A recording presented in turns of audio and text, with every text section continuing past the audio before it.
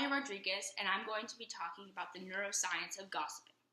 So I distinctly remember sitting in Torah school one day, and the Torah portion that day was about gossiping. And so my teacher, Debbie, says to us, kids, never, ever, ever talk about someone behind their back. And so I contemplated these words all weekend because we had Torah school on Saturdays. And, what I realized is that gossiping was and still is one of my favorite guilty pleasures. And so I debated, why is gossiping so bad if it feels so good, so fun to know about what's going on in other people's lives? And so what really intrigues me about gossiping is that it's been going on since the dawn of time. You see religious books like the Torah and the Bible discouraging talking about people behind their back. So why is it so discouraged if it feels so good? Why do we relish in hearing why Joanna missed school for 2 days or that Michael got a nose job? So, why do we like to gossip? First off, it helps establish social norms. So, one example is who we should interact with. So every winter break, my family and I go down to Miami to visit our family. Every single year, there ends up being a big gathering for Shabbat dinner or someone's birthday, whatever, of different cousins that come flooding in from all corners of the earth. So before these events, they'll tell me who I should talk to and who I shouldn't talk to. So they'll tell me, oh my gosh, talk to your cousin Greta, talk to Nick, they're so cool, they live in New York, they have a new little baby. But then they'll also tell me, don't talk to Ariel. She's really, really creepy and, not a great person to talk to, not a great conversationalist.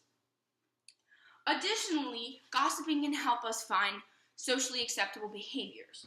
So, at the University of Queensland School of Psychology, Dr. Kim Peters and Professor Yolanda Jedin have done different studies to help understand this dynamic. So, something they did is they showed different groups of people videos of people littering and people picking up trash to see what would trigger the gossip, what would trigger the conversation. And what they found is that actually people littering stirred up more conversation because people were inspired hearing about the bad things people had done. And so it inspired them to talk about how to not litter, how to clean up trash. So a third example is it helps you learn about other people.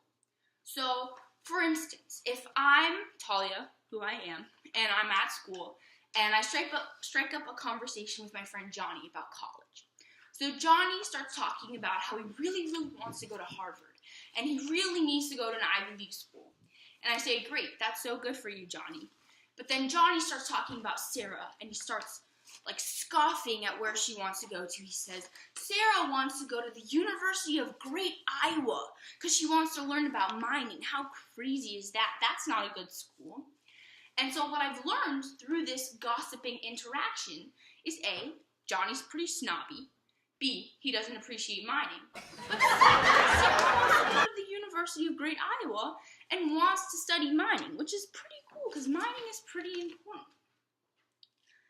Also, gossip can have negative effects as well. So, when you're talking bad behind someone's back, it can hurt their feelings, it can make them lose trust in you, and it can break friendships, relationships, family, in the worst case scenario. Now, what does gossip look like in the brain? In his blog, Brain Blogger, neuroscientist Vyacheslav Volosov, a pharmaceutical and genetics researcher, discusses a study done through MRI. People went through the MRI machine while listening to different gossip, whether it was about themselves or about other people. So, where do you think this would happen? Originally, when I was looking at the results, I thought it would occur in the amygdala. The amygdala is where the primal stuff happens, where you have your fight or flight fear, right? And that's what I think of when I think of gossiping. But really, it occurs in your prefrontal cortex, which is where you actually make most of your social decisions. So, while people heard gossiping, the superior medial prefrontal cortex and the orbitofrontal cortex lit up. And so in the superior medial, it responded to hearing people's brains responded to hearing gossip about themselves and negative gossip about others. And in the orbitofrontal cortex, it responded to positive gossip about that person, but was muted when hearing about other people. So what does this tell us? People are pretty self-centered. In general, they only really care to learn gossip about themselves. But they do enjoy gossip when it's negative gossip about other people. Why is this? People enjoy learning about other people's deviances, about missteps that they make. It's exciting to hear about the ways people are different and the ways people stray from the norm. So, here's where we sum it all up. Why is gossiping good? Why is it bad? And how do we reconcile this?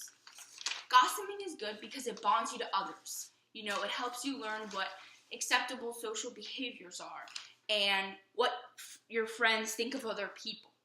But it's bad because it can really, really hurt other people's feelings and break your friendships, relationships, etc. At the end of the day, we cannot reconcile the morality of gossiping. Sure, you don't want to talk about people behind their backs, but how can you resist? Saying gossip responsibly sounds weird, but what is ever a good thing to say in these tricky moral situations? All I ask is that you understand the tool gossip serves in social settings. It can be useful to understand social dynamics or strengthen group ties, but really is anything positive if it hurts someone else's feelings? In reality, we could talk ourselves circles upon circles about this, but at the end of the day, these instances are situational. You have to decide whether you should talk about Angela's bad grade or James and Jefferson's relationship. You must keep other people's feelings present in your head. Of course you're going to slip up. Of course you're going to make mistakes. But hopefully this talk has taught you that gossip can be positive if you're, gaining trust from people or understanding and learning new things about people. But please don't use it to talk badly about people. If you do your best not to talk badly about people. Thank you.